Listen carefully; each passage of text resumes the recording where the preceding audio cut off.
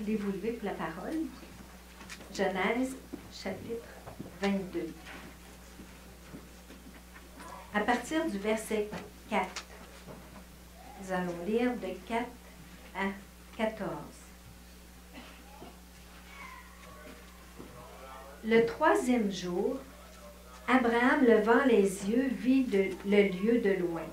Et Abraham dit à ses serviteurs, « Restez ici avec l'âne. Moi et le jeune homme, nous irons jusque-là pour adorer, et nous reviendrons auprès de vous. » Abraham prit le bois pour l'holocauste, le chargea sur son fils Isaac, et porta dans sa main le feu et le couteau. Et ils marchèrent tous deux ensemble.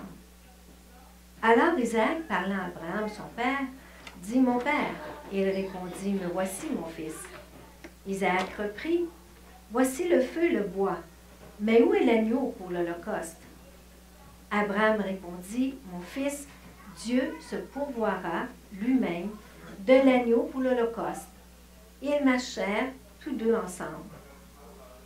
Lorsqu'ils furent arrivés au lieu que Dieu lui avait dit, Abraham y éleva un autel et rangea le bois. Il lia son fils Isaac et le mit sur l'autel par-dessus le bois. Puis Abraham étendit la main et prit le couteau pour égorger son fils. Alors l'ange de l'Éternel l'appela des cieux et dit, « Abraham, Abraham! » Et il répondit, « Me voici. »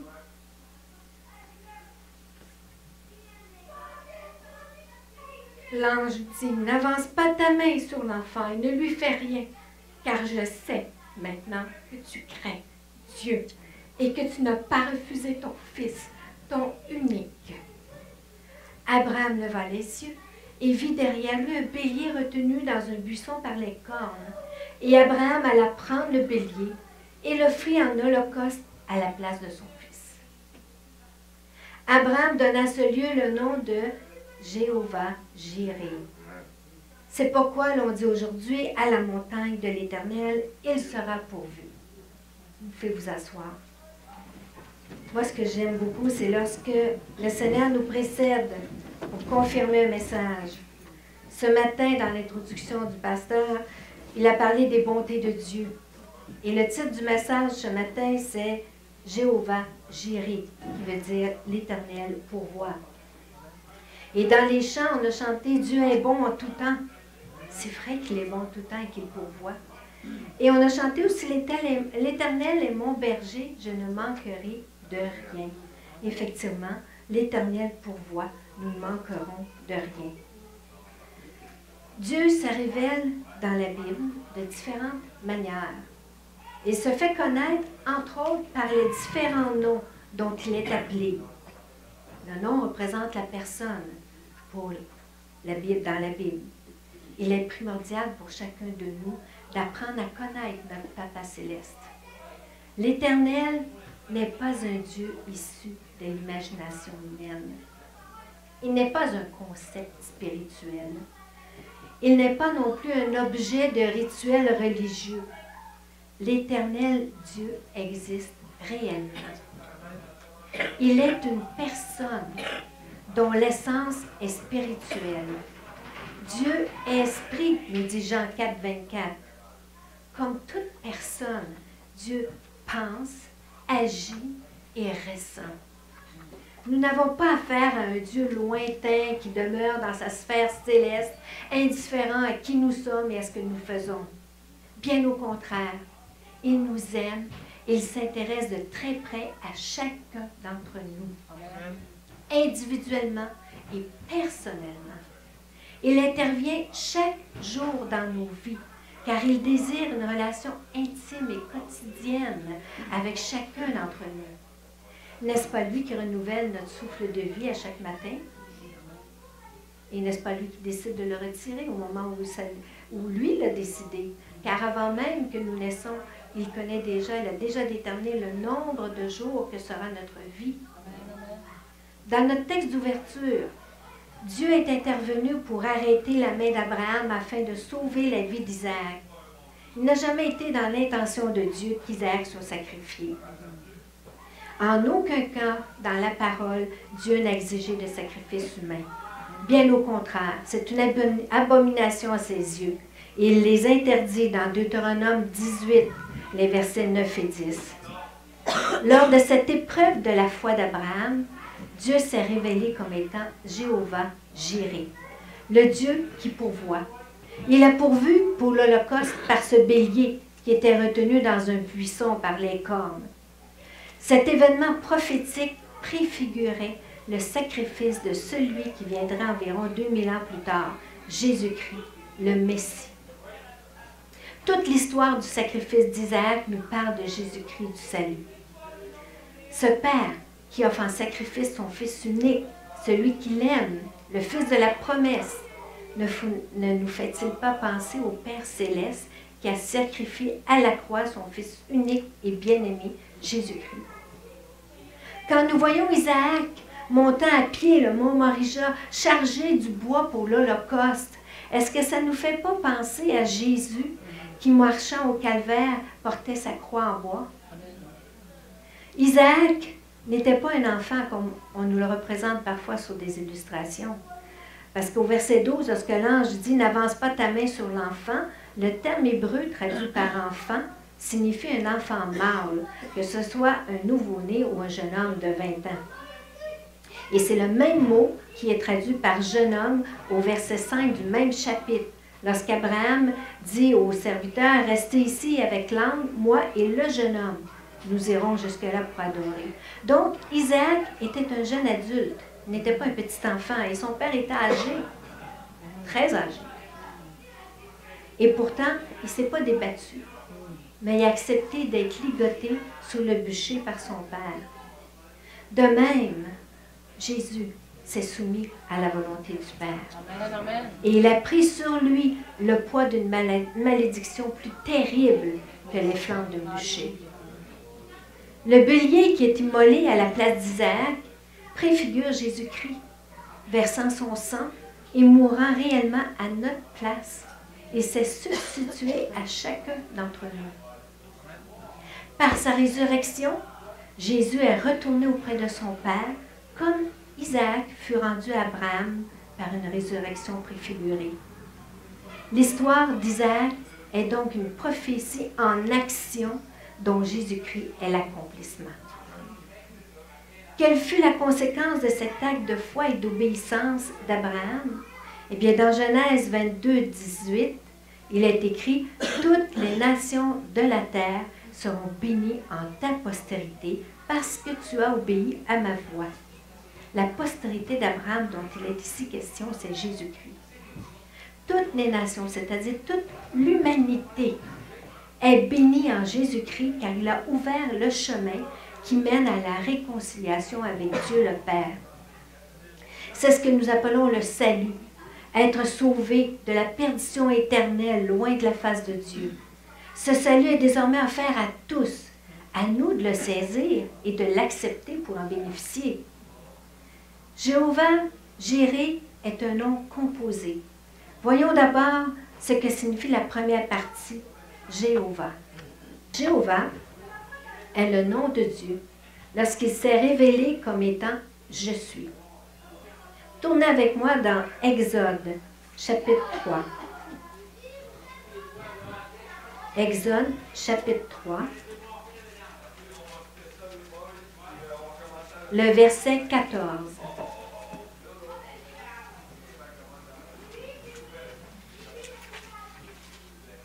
Dieu dit à Moïse, « Je suis, celui qui suis. » Et il ajouta, « C'est ainsi que tu répondras aux enfants d'Israël, parce que Dieu a apparu à Moïse pour l'envoyer en Égypte pour sauver le peuple d'Israël, si on se rappelle le contexte. Alors, c'est ainsi que tu répondras aux enfants d'Israël, celui qui s'appelle « Je suis » m'a envoyé vers vous. « Je suis » exprime bien l'idée de l'éternité. « Je suis » c'est un absolu dans le temps, ni passé, ni présent, ni futur. Seulement l'existence en elle-même, non soumise au temps. Le nom Jéhovah met l'accent sur l'essence même de la personne divine. Jéhovah se révèle comme le Dieu unique, incomparable, et sans limitation. Il se révèle également comme le Dieu fidèle et proche de son peuple. Celui qui s'apprête dans ce verset que nous venons de lire à intervenir pour sauver son peuple de l'esclavage en Égypte.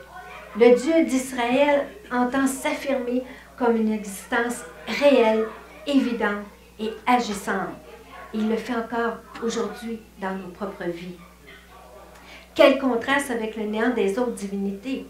Dans le psaume 135, les versets 15 à 17, elles sont décrites. Les idoles des nations sont de l'argent et de l'or. Elles sont l'ouvrage de la main des hommes. Elles ont une bouche et ne parlent point. Elles ont des yeux et ne voient point. Elles ont des oreilles et n'entendent point. Elles n'ont point de souffle dans leur bouche. Autrement dit, elles sont sans vie. Le Dieu qui est, voilà la différence de celui qui a pris en main la cause des Hébreux. Voici ce qui pour l'éternité fait sa puissance, c'est qu'il est le Dieu qui existe. Tournez avec moi dans Ésaïe, le chapitre 45. Ésaïe 45. Les versets 5 et 6.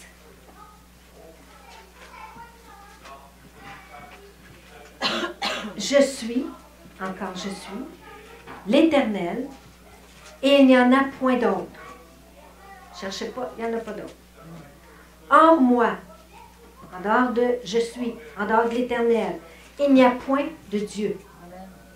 Je t'essaie avant que tu me connusses, c'est afin que l'on sache du soleil levant au soleil couchant, autrement dit partout sur la terre, que hors moi, il n'y a point de Dieu.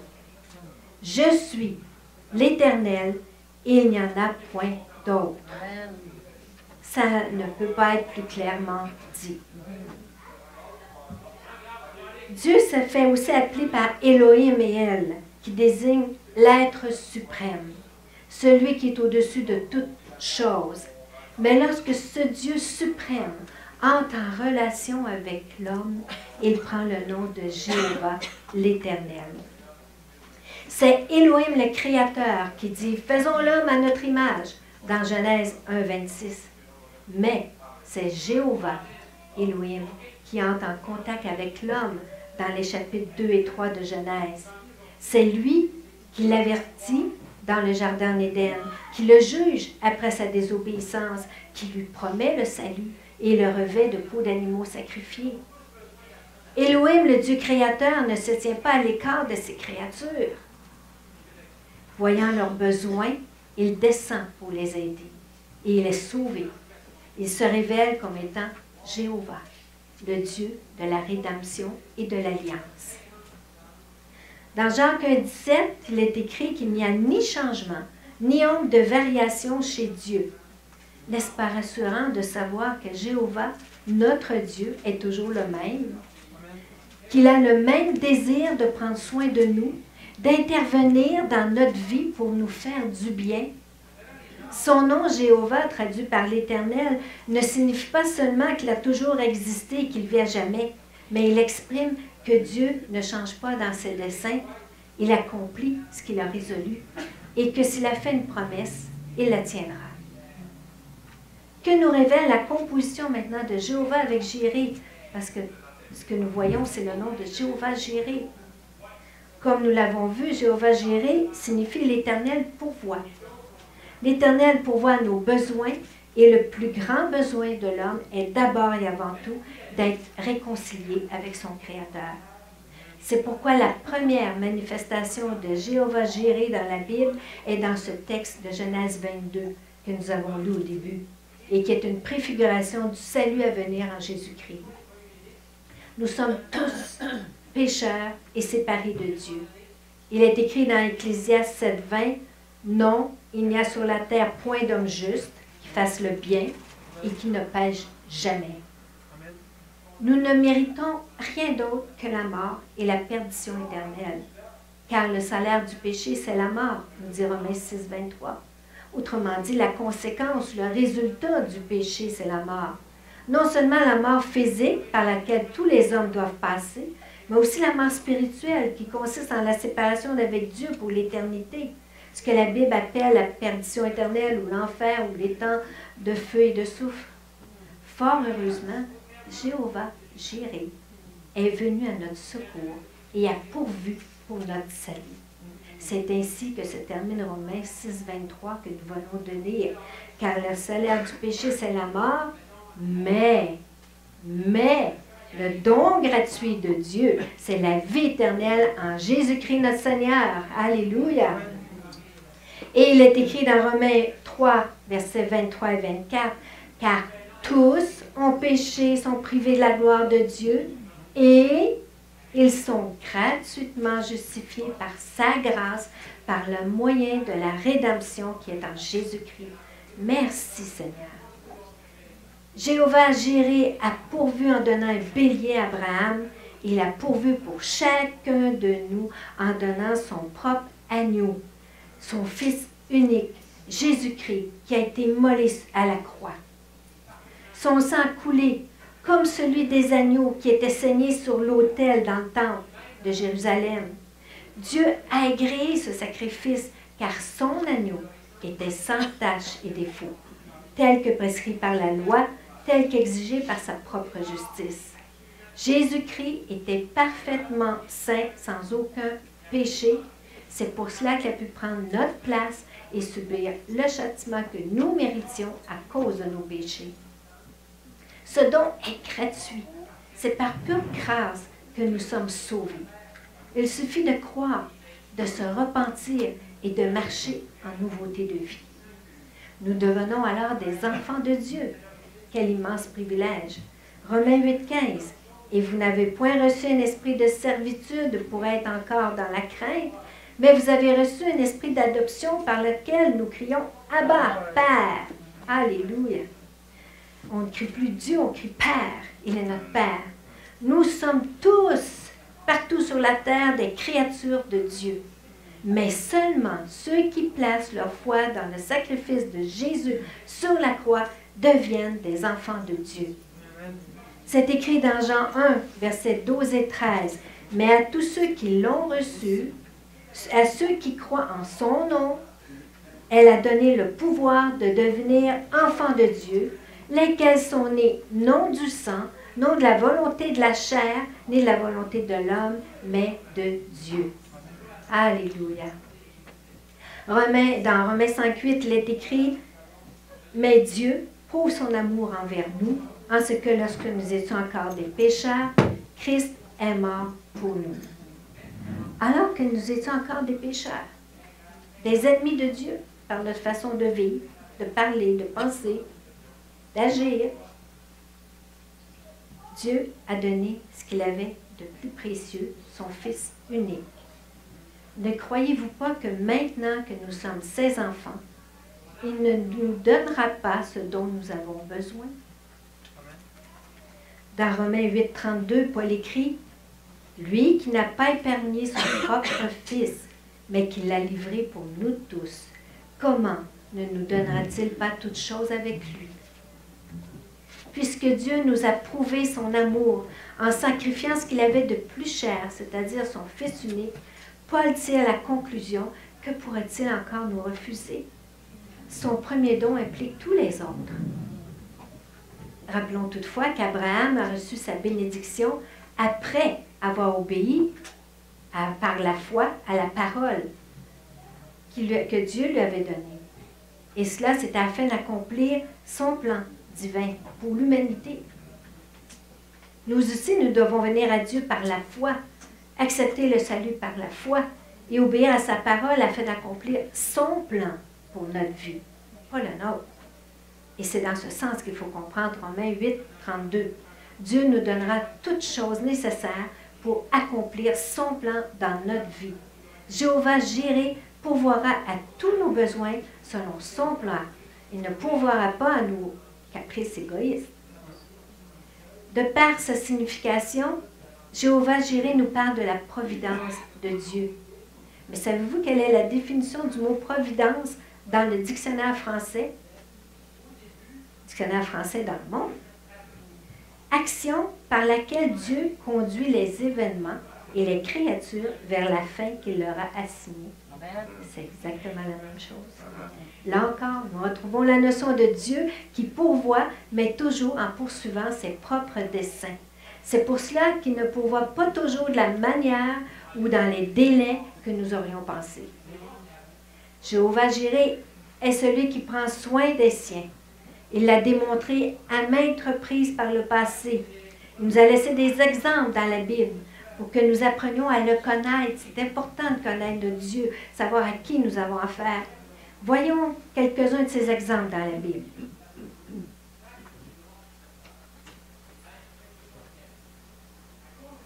Excusez. Premier exemple. Jéhovah Jireh pourvoit à notre subsistance. Dans 1 Roi, chapitre 17, les versets 9 à 16, nous trouvons le récit d'Élie qui se rend chez une veuve à Sarepta, dans un temps de grande sécheresse. Il lui demande de lui donner du pain, mais la pauvre veuve n'a qu'une poignée de farine et un peu d'huile. Elle réservait ses ingrédients pour faire un gâteau qu'elle-même et son fils mangeraient comme dernière nourriture avant de mourir de faim. Élie lui dit de ne pas craindre, et il prophétise qu'elle et son fils ne manqueront ni d'huile ni de farine tant et aussi longtemps que la sécheresse sera sur le pays. Au verset 15, il est écrit « Elle alla et elle fit selon la parole d'Élie. Elle a cru à la parole de Dieu donnée par le prophète. Conséquence, la promesse s'est accomplie et elle n'a pas manqué d'huile et de farine pendant les années de sécheresse qui ont suivi. Les paroles d'Élie, lorsqu'il lui dit de ne pas craindre, ne nous rappellent-elles pas les paroles de Jésus dans Luc 12, 22? Il dit, ne vous inquiétez pas pour votre vie de ce que vous mangerez. Jéhovah Jireh, qui a fourni la farine et l'huile à la veuve de Sarepta pendant toutes ces années de sécheresse, est aussi celui qui nourrit encore ses enfants aujourd'hui. Il est écrit dans le psaume 37, verset 25, « J'ai été jeune, j'ai vieilli, et je n'ai point vu le juste abandonné, ni sa postérité mendiant son pain. » Nous sommes tous des justes parce que nous avons été justifiés en Jésus-Christ. Jéhovah Jireh est celui par lequel nous comptons, sur lequel nous comptons pour notre subsistance. Deuxième exemple. Jéhovah Jireh pourvoit aux vêtements. Tournez avec moi dans Deutéronome, chapitre 29. Deutéronome, chapitre 29, les versets 5 et 6.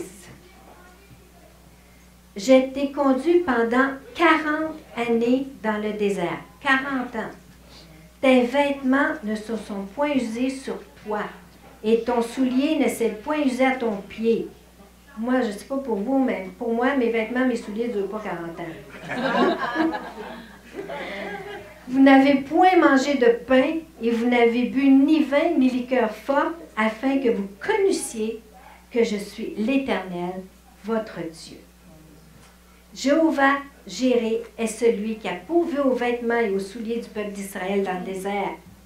Il a pourvu chaque matin au pain du ciel la manne, et il a fait jaillir l'eau fraîche du rocher pour étancher leur soif.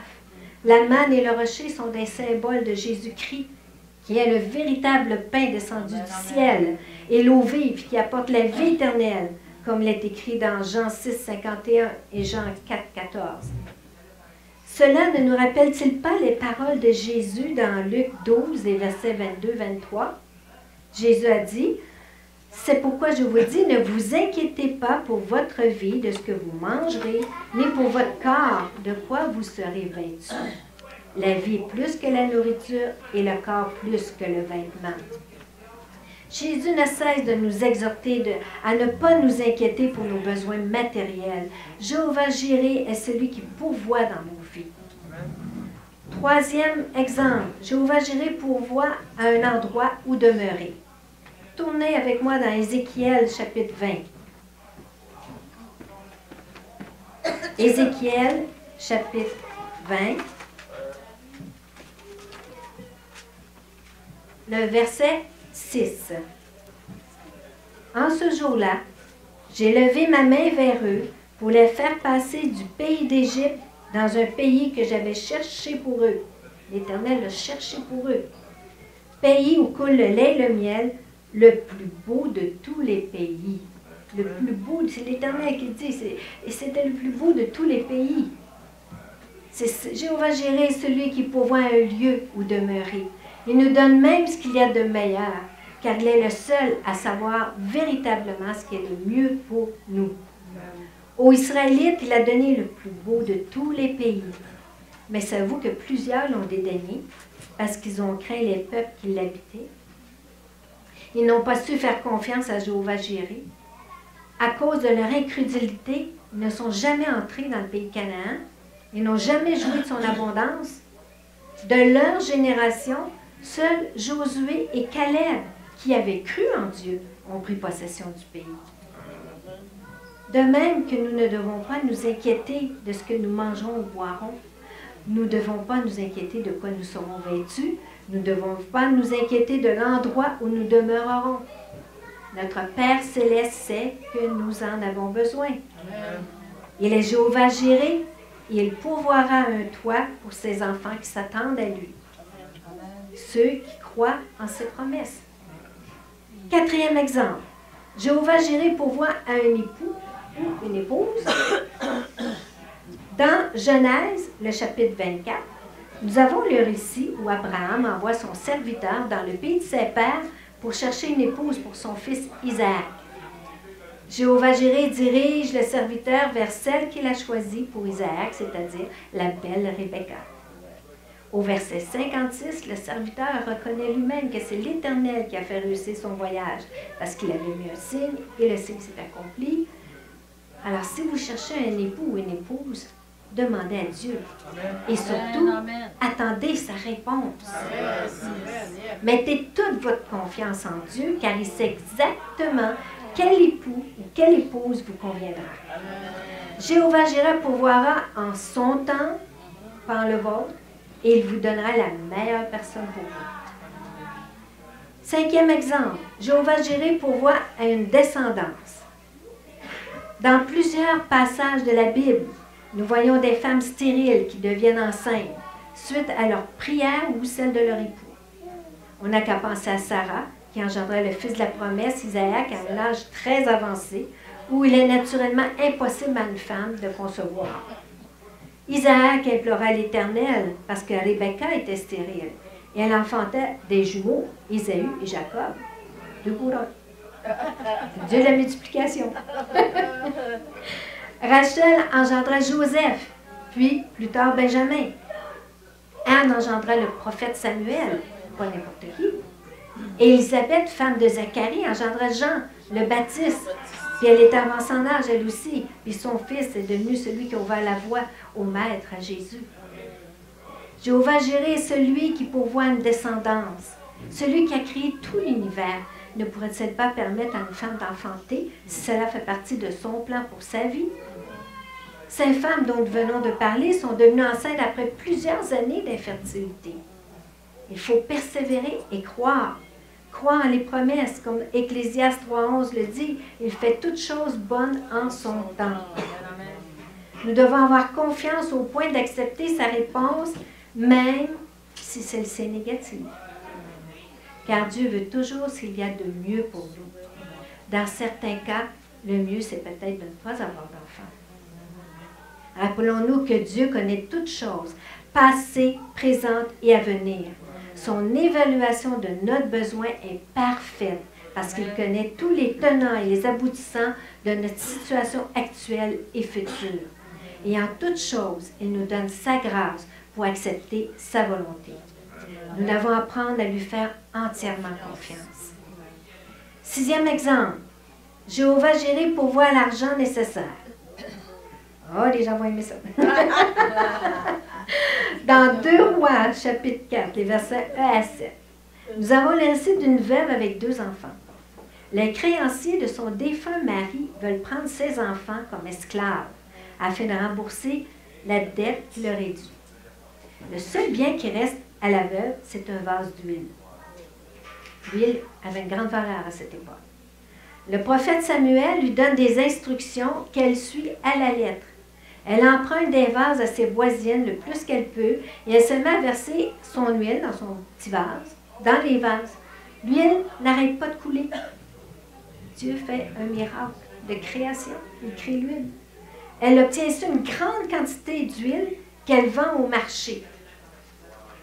L'argent ainsi obtenu lui permet non seulement de payer la dette aux créanciers, mais de vivre à l'abri de la pauvreté pour le reste de ses jours. Amen. Jéhovah Jireh a fourni l'argent dont la veuve avait besoin et même au-delà. Toutefois, il a fallu que celle-ci mette sa foi en action. Elle a obéi à la parole de Dieu donnée par le prophète. Cette façon de faire revient fréquemment dans la Bible. Jéhovah Jireh promet de pouvoir, mais il demande aussi la démonstration de notre foi par notre participation. Il ne suffit pas de prier et de se croiser les bras. Il faut prier, croire et agir selon notre foi. Dans ce récit, nous pouvons trouver la façon de faire de Jéhovah Jireh plutôt originale. Il aurait pu lui donner l'argent, mais non. Il lui a demandé de mettre sa foi en action, de prendre l'huile, la verser. Après, il a fallu qu'elle allait au marché pour la vendre. Mais attendons-nous à être surpris aussi par sa manière d'agir dans nos propres situations. Il ne change pas. Il est le même aujourd'hui. Comme il est écrit dans Ésaïe 55, 9, « Autant les cieux sont élevés au-dessus de la terre, autant mes voix sont élevées au-dessus de vos voix et mes pensées au-dessus de vos pensées. » Parfois, nous imaginons une solution, mais lui décide de faire tout autrement. Nous devons lui faire confiance et lui obéir. Présentement, nous vivons une situation à l'église à Source d'eau vive où nous voyons l'intervention extraordinaire de Jéhovah Jireh. Nous avons besoin d'un montant aux alentours de 40 000 $ pour démarrer le processus d'achat de ce bâtiment où nous nous réunissons depuis plusieurs années. Nous sommes une église qui compte peu de membres et nous ne sommes pas des milliers et nous n'avons pas de millionnaires parmi nous. Ni le pasteur, ni les membres du comité n'ont fait pression sur les gens. Personne ici a reçu d'appel à la maison pour dire « Hey, amène ta contribution ». Malgré tout, en seulement 2 semaines, nous avons ramassé presque la totalité du montant à 1 000 $ près. C'est Jéhovah Jireh qui a touché les cœurs. Nous nous donnons toute la gloire dans ce dossier. Alléluia.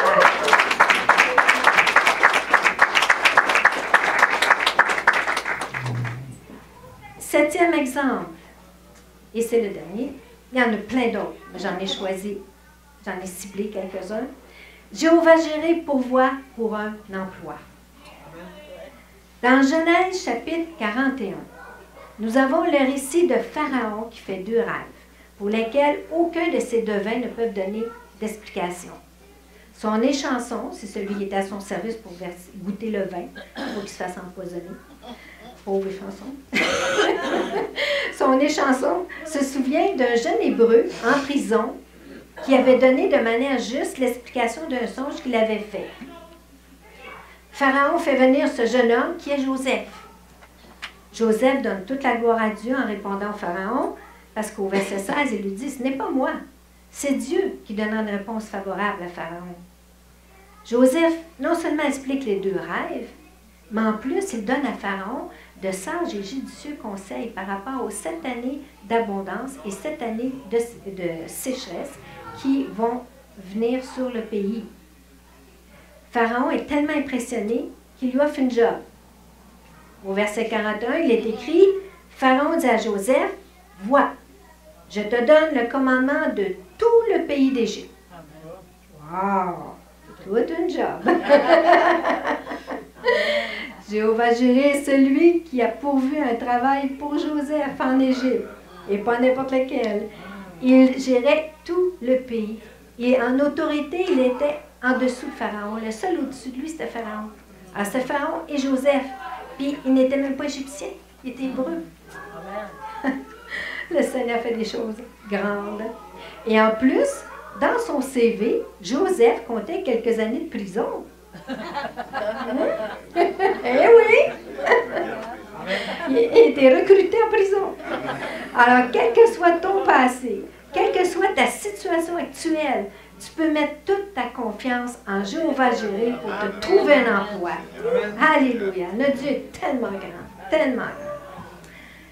Tous ces exemples que nous avons vus démontrent que Jéhovah-Jireh prend soin de ceux qui placent leur confiance en lui. On n'est jamais perdant. Il ne nous abandonnera jamais. Même si parfois nous avons l'impression d'être rendus à la limite, comme la veuve de Sarepta qui s'apprêtait à manger son dernier repas avant de mourir. Tournez avec moi dans Matthieu 6. C'est un passage que l'on connaît, mais que c'est bon de relire.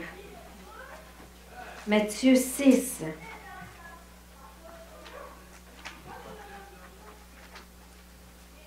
Versets 25 à 34. C'est pourquoi je vous dis, ne vous inquiétez pas pour votre vie, de ce que vous mangerez, ni pour votre corps, de quoi vous serez vêtu.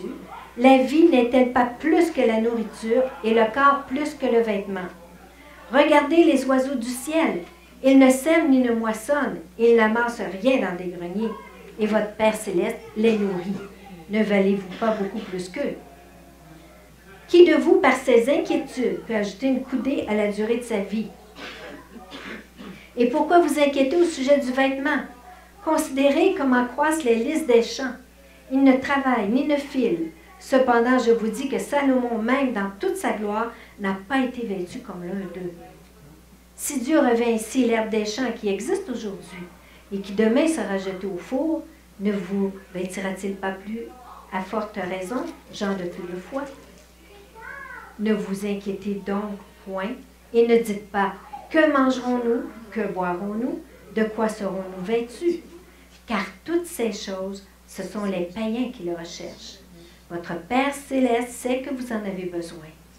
Cherchez premièrement le royaume et la justice de Dieu, et toutes ces choses vous seront données par-dessus. Ne vous inquiétez donc pas du lendemain, car le lendemain aura soin de lui-même. À chaque jour suffit sa peine.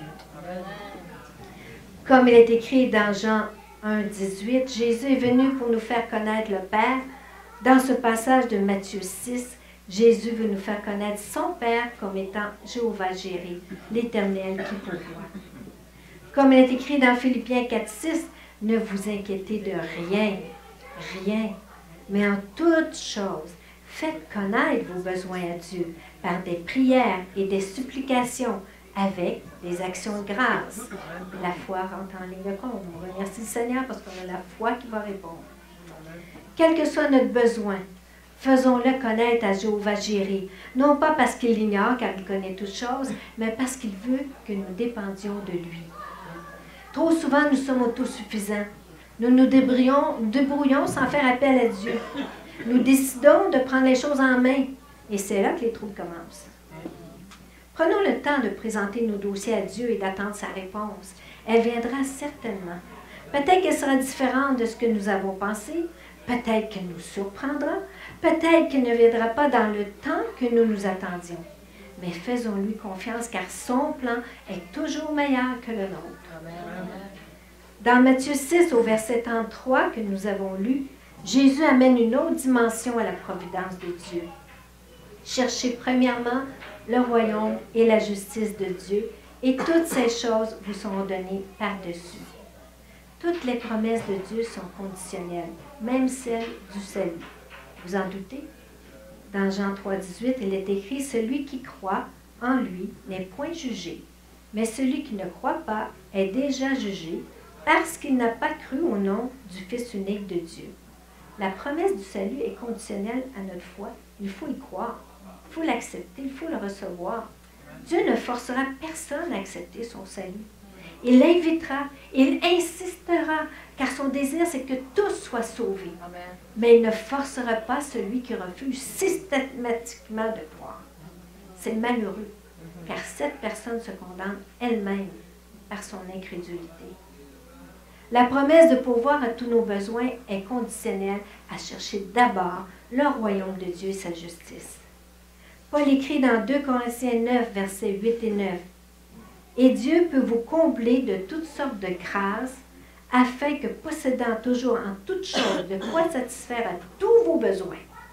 Vous ayez encore en abondance pour toute bonne œuvre.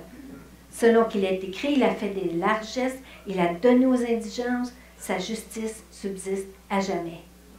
Dans le contexte, ici, le mot grâce renvoie de l'argent et des biens matériels. Paul est en train de remercier les Corinthiens pour leur assistance financière en faveur des saints, en particulier pour la collecte de l'Église de Jérusalem. Dieu récompense ceux qui donnent avec générosité et joie. Il nous donne même du superflu afin que nous puissions pourvoir aux besoins des autres, comme nous venons de lire. Tout nous vient de Jéhovah Jireh. Ce que nous donnons pour l'avancement de son royaume nous vient de lui aussi. David dit dans 1 Chronique 29, 14, « Car qui suis-je et qui est mon peuple, pour que nous puissions te faire volontairement ces offrandes? Tout vient de toi, et nous recevons de ta main ce que nous t'offrons. » Nous ne serons jamais perdants en investissant dans le royaume de Dieu. C'est un principe divin que nous retrouvons à plusieurs reprises dans la Bible. Par exemple, dans 2 Chroniques 31, 10, « Alors le souverain sacrificateur Azaria de la maison de Tsadok lui répondit, « Depuis qu'on a commencé d'apporter les offrandes dans la maison de l'Éternel, nous avons mangé, nous nous sommes rassasiés et nous en avons beaucoup laissé. Car l'Éternel a béni son peuple, et voici la grande quantité qu'il y a de reste. » Imaginez. Dans Philippiens 4, 19, Paul écrit, « Et mon Dieu pourvoira à tous vos besoins selon sa richesse avec gloire en Jésus-Christ. » Les Philippiens venaient d'envoyer des dons en argent à Paul, alors qu'il était emprisonné à Rome. L'église de Philippe, bien qu'elle n'était pas une église riche matériellement, elle l'était en libéralité. Aussi, Paul a écrit que ce n'est pas en vain qu'ils ont été généreux envers l'œuvre de Dieu. Jéhovah Jireh pourvoira tous leurs besoins, et il est question ici de besoins matériels. Paul ajoute, selon sa richesse, wow, pouvons-nous évaluer la richesse de Dieu? Ce ne sont pas des miettes qu'il donne à ses enfants, à tous ceux qui mettent son royaume en premier. Il pourvoit selon ses ressources infinies. Nous ne devons jamais craindre de nous investir personnellement en temps, talent, argent et biens matériels dans l'œuvre de Dieu. C'est Jéhovah Jireh qui pourvoit à tout ce qui est nécessaire au vrai bonheur et au vrai contentement. Tournez avec moi dans 1 Timothée, chapitre 6. 1 Timothée, chapitre 6, les versets 6 à 11.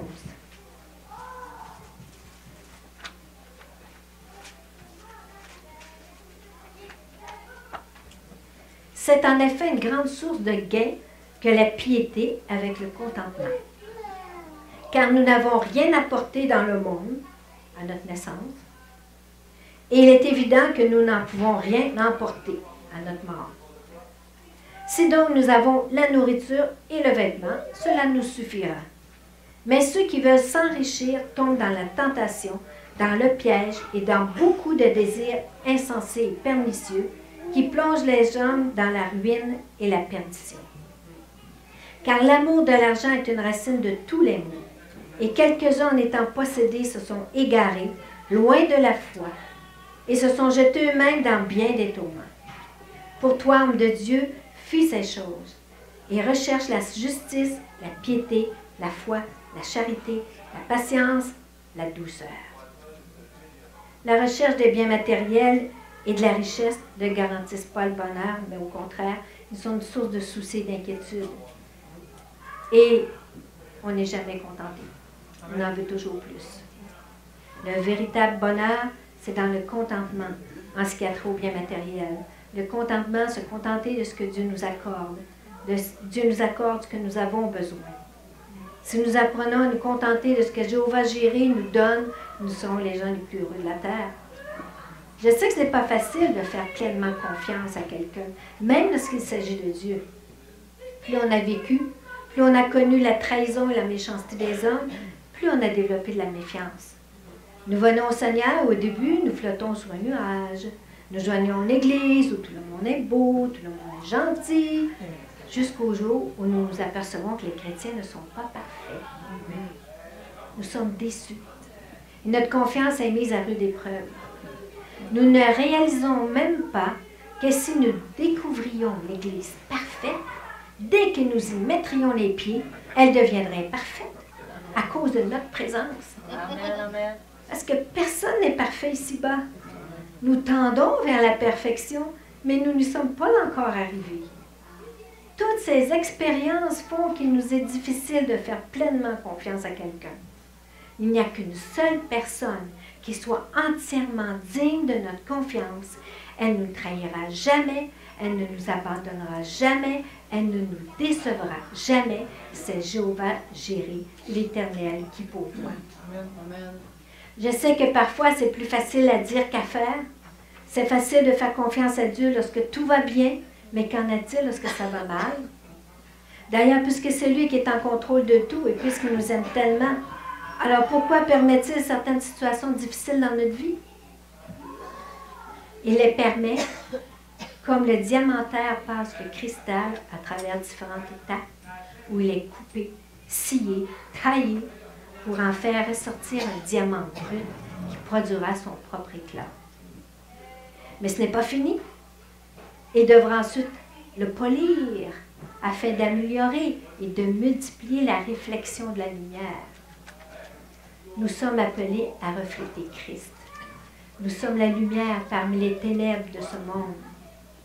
Tout comme pour le diamant, le degré et la qualité de notre luminosité dépendra de la taille et du polissage subi lors des épreuves de la vie. Même au moment de l'épreuve, il est bon de se rappeler que c'est Jéhovah Jireh qui pourvoit au moyen d'en sortir, comme il est écrit dans 1 Corinthiens 10, 13. Les pires épreuves de ma vie ont été des occasions de me rapprocher encore plus de Dieu et de m'accrocher à lui. Il y a eu un moment, entre autres, où je me suis retrouvée avec pour seul bien ma voiture et un sac vert dans lequel j'avais mis mes vêtements. Et pourtant, j'étais une enfant de Dieu. J'étais passionnée pour Christ, et je le suis encore. J'étais fidèle à mon Église, et j'œuvrais même dans une mission chrétienne où j'avais l'opportunité d'annoncer l'Évangile dans des écoles primaires et secondaires. Dans la classe, on est invité, vous verriez plus ça aujourd'hui, hein? On est invité dans les classes à donner notre témoignage et à parler du Seigneur aux enfants et aux ados. Ce serait trop long d'expliquer les circonstances qui ont fait que je me suis retrouvée dans cette situation de dépouillement. Retenons seulement que nous avons un ennemi, le diable, qui nous déteste et qui n'aime pas voir le royaume de Dieu gagner du terrain. Malgré tout, je savais qui était mon Dieu, Jéhovah Jireh. Et Jéhovah Jireh a pourvu la journée même où je me suis retrouvée dans ma voiture avec mes vêtements, mon seul bien. La journée même, il a pourvu à un toit. Un tout petit appartement qui convenait parfaitement à mes besoins et qui répondait à ce que je pouvais payer. Il est grand, le Dieu. Et ce n'était pas la période là, des déménagements où il y avait plein d'appartements libres. Pas du tout. Pas du tout. Mais c'est l'œuvre de Jéhovah Jireh. Alléluia. En Christ, nous avons toujours la victoire. Toujours. Non, je n'étais pas seule. Non, je n'étais pas abandonnée. Non, je n'étais pas délaissée. Non, je n'étais pas démunie, dépourvue et finie. L'ennemi aurait bien voulu qu'il en soit ainsi. Il aurait bien voulu, je crois, son mensonge. Mais j'ai cru à la providence de Jéhovah Jireh. Alléluia. Et ce fut et c'est encore une belle occasion de le glorifier. Alléluia.